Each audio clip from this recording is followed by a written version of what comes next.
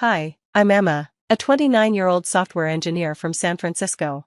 When I got home from work, I was shocked to find my bedroom door open. Instead of my neatly arranged room, there were boxes of baby clothes and a crib where my desk used to be. My younger brother Ryan, who had moved out after getting married, was nowhere to be seen. "Ryan, what happened here?" I shouted, my voice echoing off the empty walls. Ryan appeared from down the hall with a sheepish smile. "Hey Emma, surprise. Jen and I needed space for the baby, and your room is the biggest," he said. I felt upset. "You moved out my things? This is my house too. You can't just take over my space," I said. Ryan shrugged. "It's not like you need all this space, plus, it's better for the baby." I tried to stay calm. "Better for your baby? Where are my things, Ryan?" "They're in the garage. I thought you wouldn't mind," Ryan said. "Mind? Of course, I mind. Since when did you decide to move back here anyway?" "We're tight on cash, and this place is as much mine as it is yours." "Mom and Dad agreed," Ryan said. It hurt that our parents had taken his side without considering that I had been paying the mortgage and expenses for years. This wasn't just about space, it was about respect. "So you all just made this decision without talking to me?" "I pay the bills here. My money keeps this house running," I said. Ryan crossed his arms. "Well, maybe it's time you stopped. We'll take over from here." I was stunned. "You and Jen can't even handle your own rent, and now you want to handle a $66,000 mortgage? That's a joke." "We'll figure it out. We always do. Why don't you find a smaller place? It'll be quieter for you, with no crying babies," Ryan said. The conversation wasn't going anywhere, and with each word, Ryan pushed me further away. I felt both betrayed and shut out from my own home. I knew I had to make a choice, stay and fight for my space or leave and let them face the consequences of their decisions. Looking around at the remnants of my life, the choice was clear. "Fine, Ryan," I said quietly, my energy fading. "I hope you figure it out, but don't expect any more money from me." Ryan's eyes widened slightly, realizing he hadn't fully considered the impact of his actions. But it was too late. I was done being taken for granted. As I walked to my car, I felt a bit of relief from years of feeling unappreciated. They might not have valued my contributions, but I did, and I wasn't going to support people who didn't respect me. I drove away from the home I'd known as an adult, feeling a mix of anger, sadness, and a new sense of freedom. A chapter of my life was closing, but a new one was beginning. As I drove through the city, the familiar skyline felt like a sign of new beginnings. For the first time in a long time, I was choosing myself, and it was both scary and exciting. The cold night air was sharp against my face as I arrived at my friend Mia's place. The drive had been a blur of streetlights and scattered thoughts. Mia opened the door before I could even knock, her face showing concern and surprise. "You look like you've seen a ghost. What happened?" she asked.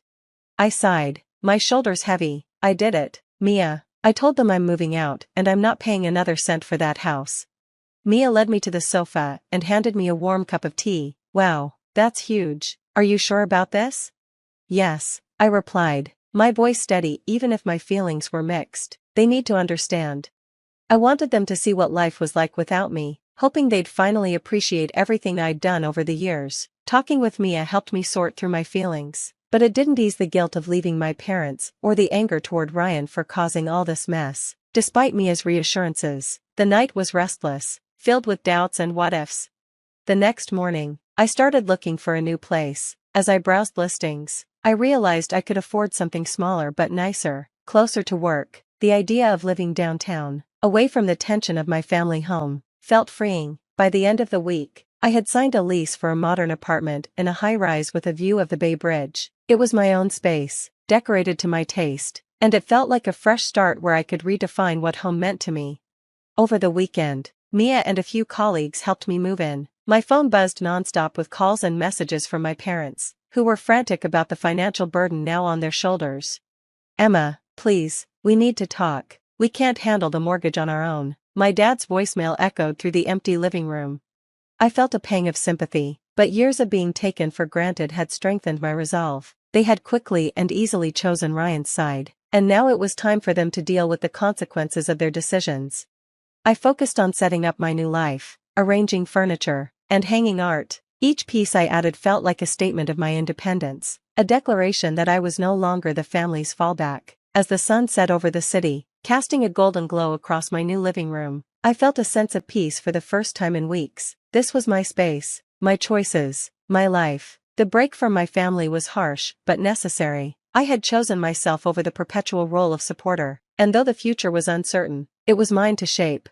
My new apartment was completely mine, and settling in felt like a breath of fresh air. Each morning, sipping coffee on my balcony and looking out over the city, I enjoyed the peace and freedom. My days were filled with work, exploring new cafes, and reconnecting with friends I'd neglected during the years of family drama. I was starting to rediscover who I was before my role as the family's financial support took over.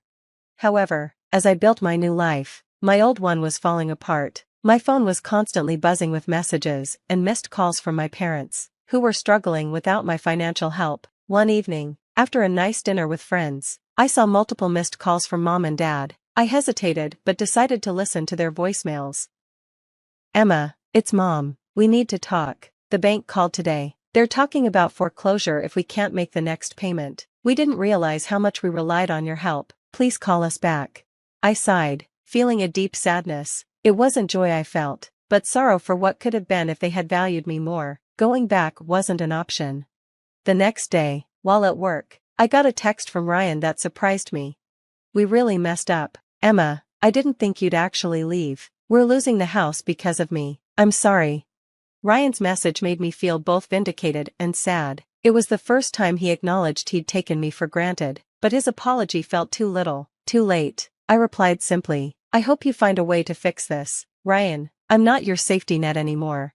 As weeks turned into months, my parents had to sell the house and move into a smaller, more affordable place. Ryan and Jen downsized too, moving into a modest apartment that stretched their budget. Through mutual friends, I heard about their struggles. Ryan took on extra work, and Jen started freelancing to make ends meet. They were learning the hard way about self-sufficiency and the cost of taking others for granted.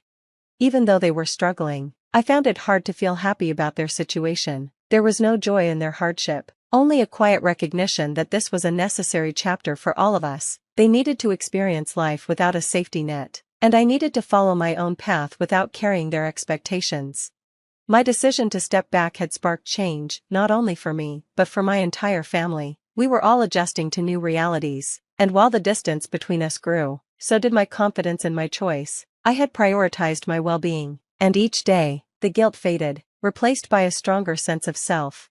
Living in my high-rise apartment with the cityscape before me, my life found a new rhythm filled with possibilities and personal achievements. The freedom to make my own choices, free from family expectations, was exhilarating. Each day, I immersed myself in work and passions, finding joy in things that once seemed out of reach. My freelancing career flourished with the extra hours I could now dedicate. I expanded my network, took on challenging projects, and saw my reputation as a skilled software engineer grow. This success brought financial stability and a sense of accomplishment that was entirely my own, untainted by family obligations or guilt. But even as I thrived, the shadow of my family situation lingered. The family home, once a symbol of shared memories and unspoken agreements of support, was sold, marking the end of an era. My parents, now living in a modest condo, were beginning to grasp the weight of their previous expectations and the consequences of their choices.